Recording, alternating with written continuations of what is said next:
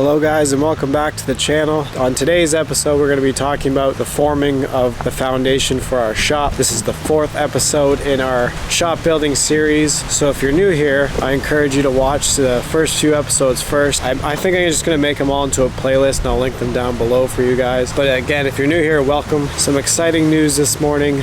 We got the pass on our inspection, so that's perfect. We are now ready for concrete and I'm going to do a walkthrough of everything here to explain what we did. A few design changes have changed since the last episode and I'll go through those quickly. As you can see, formwork is done and you can get a better idea of what a monolithic pour looks like with a straight side here. It's about 2 feet tall. There's about a foot flat on the bottom and it slopes up to the middle. And we have a 8-inch wide stem wall that goes all the way around. This definitely gives you a better idea what's going on. We have about a 2-foot corner, a rough opening for a 36-inch man door, and a 12-foot wide garage door. And then, you know, same 2 feet on the other side, all the way around the back. A few design changes, like I mentioned. We decided to go with an insulated slab. So there is 1.75 inch. They're fiberglass panels with foam in the middle. They're actually a byproduct from building doors.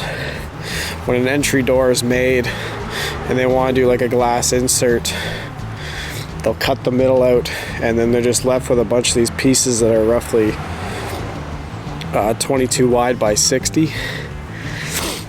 And we found a guy locally who sells them, and the price was right, so we ended up going with an insulated floor. So this won't keep the concrete warm by any means, but it'll definitely take that chill out a bit of a thermal break. And keeping with the 4-inch gravel that's underneath this, to allow this extra 1.75 inches and keep our height against the dirt here, we ended up shrinking the stem wall down by the same 1.75 inches. So it keeps our slab 5 inches as per the design, and it gives us the room for insulation and the height we have. But we just had to shrink that stem wall by the 1.75 inches. A good tip when forming for concrete, if you're doing a small stem wall like this, an interior border, or like say like the front of a stair or something, you want to bevel the bottom. The bevel underneath the formwork on the inside allows the concrete finisher to put his trowel all the way close to the corner. Otherwise you'd have a line the thickness of whatever forming material you used. In our case, this right here is 1 inch thick. You'd have 1 inch thick indent all the way around, which for some people doesn't bother them, but since we're probably going to do an epoxy coating on this slab here, it will be better the smoother the finish is. Our plans had the option of going with a wire mesh or rebar in the center slab here. We went with rebar because we like it better. It's definitely easier to walk around. The mesh, you're always stepping on it and it's bending and it feels like you're tripping over your own feet. This is laid out 18 inches on center, and we use these little cones here to keep it off the insulation. So the rebar is actually in the center of the slab, and the plastic cones just get buried within the concrete, which is what they're designed for. This is 10 mil rebar for the slab. Drawings also called for 20 mil rebar continuous around the footing, and we went ahead and bent these 3 foot by 3 foot corners so that we have a continuous double layer 20 mil rebar all the way around the border, and then, like I said, 10 mil for the slab in the middle here. A good tip for forming, if you can, is to use the natural dirt wall to help hold your form. So I have a bunch of wood wedged in between this dirt wall and my form, as well as stakes in between. We also have, every so often, this is angle iron that actually came from the slab of the old garage, and we have a few stakes around the border with legs. There's kind of a bit of a trifecta of these metal stakes into the ground, wooden stakes into the ground, and these kickers to keep the foundation, the top of the foundation, from kicking out. We should be fine. I also ended up using the old curb from the old garage as, again, a natural spot for me to put legs in from this opening here to help hold it down. Then I just have these blocks Tapcon into the concrete here. That way, when this main slab is all filled in, this won't bow out.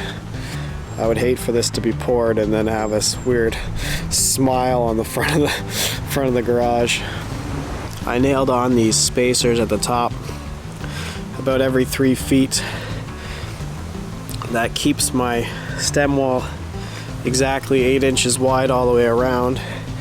And another good tip is to keep this from sagging during the pour.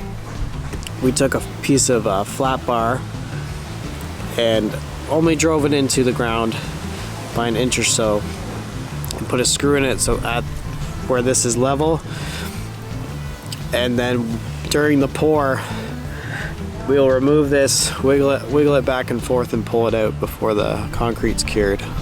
If you're worried about your form moving when the concrete is poured, you always have to make sure, rule number 1, you have to slap your form and you have to say, this ain't going anywhere. You're going nowhere. I know I'm going to sound like a broken record, but I really hope you guys are enjoying the content. There's a lot more coming. I'm really excited to get this slab done, because within probably a week from that happening, we could start framing this, and soon enough we'll have a building here. Any questions, leave a comment down below. I'll be happy to answer any questions you guys have. This is both a journey of us building a shop and me getting better as a content creator here, so I really hope this all works out and you guys enjoy it.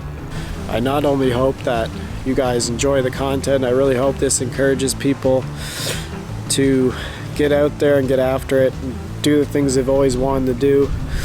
I've been thinking about doing this YouTube thing for a long time now, and I'm just now getting to it. And there's always the, oh, if I only started sooner kind of excuse. I really hope my development in front of the camera encourages you guys to maybe start your own channel and show off what you do. It's a bit of an anxiety struggle for me, so I hope, if anything, even if my videos aren't that great. You suck, you jackass. Why don't you shut the hell up? It might encourage somebody to do this as well.